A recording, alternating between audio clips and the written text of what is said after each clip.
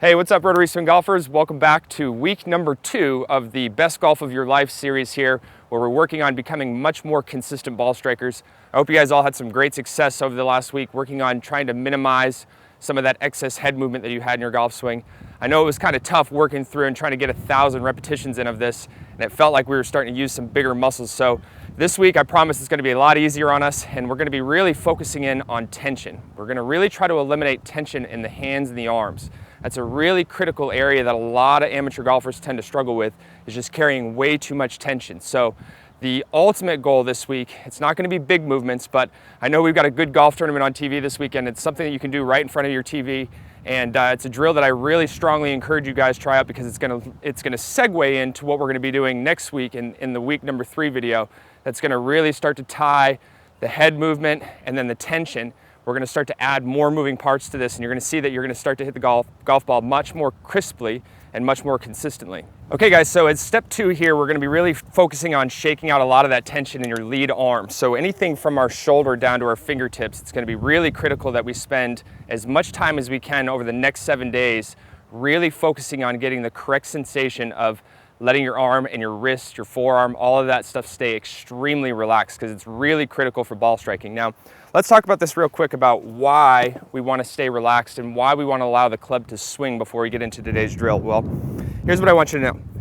The golf gods were really smart when they figured this all out. So when they designed the golf clubs, they figured that we should put the shaft down here at the hosel. So this is where the golf club connects here, and because it's on an angle and we're swinging on an inclined plane, inherently the golf club is designed to rotate.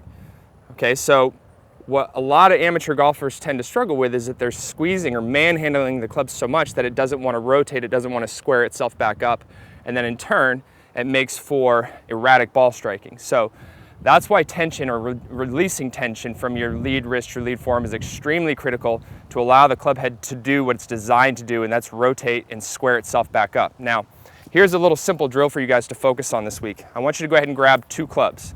So I've got my 9-iron, my 6-iron here today. You can do it with a 7 and 8 iron, that's fine. I want you to go ahead and grab both clubs. We're gonna stand with our feet together. Okay, I got my hips back. Okay, my chest is gonna be over the ball, so I'm still trying to maintain my golf posture. And what we're gonna be doing here is we're gonna be swinging from hip high to hip high, and just making our arm feel really relaxed, okay? So no big tension by squeezing these grips or anything like that. Just want you to swing your arm back and forth.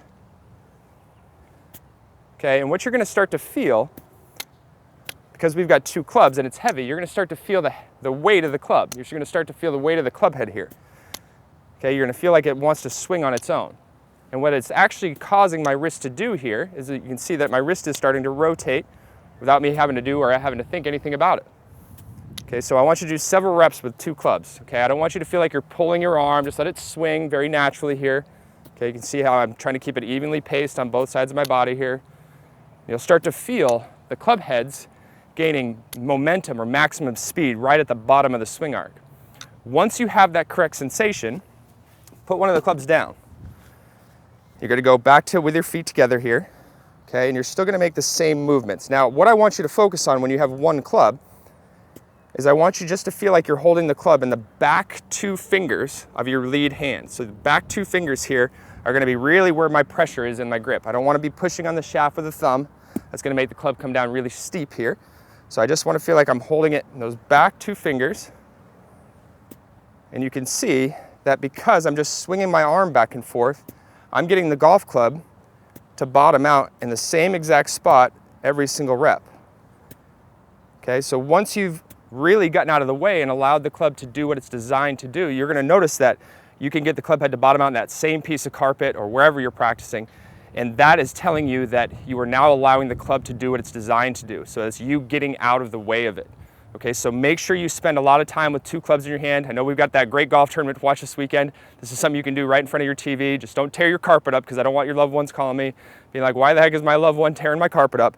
But just make sure that your goal this week is to eliminate tension and try to feel the weight of the club. I don't want you to actively feel like you're having to flip your wrist over. Allow the club head to rotate on its own, and you're going to start to see that hey, I've got more control of this club face than I ever thought I would. And this is going to be a great segue for us into video number 3, where we're going to start to ramp things back up. We're going to start to add some more moving parts to this, and you're going to see that you have way more compression on the golf ball. Okay guys, so there you have it. Weeks number 1 and number 2 worked on stabilizing the head. Now we're working on releasing tension from the arm.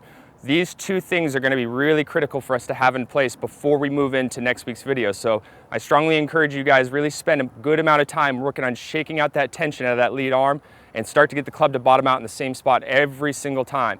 You can't do enough reps of this, okay? So when you get a free chance, make sure you're spending a good amount of time, or start with 2 clubs, then go down to 1 club and really start to feel the club head swinging, get it to bottom out in the same spot, and we're gonna be rocking and rolling into week number 3.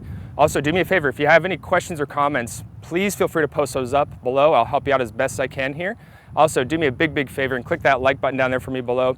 And if you have not already subscribed to our channel, go ahead and do so now by clicking on this button on my hand, and that way you get notification when video number 3 is coming out or any of the other new content.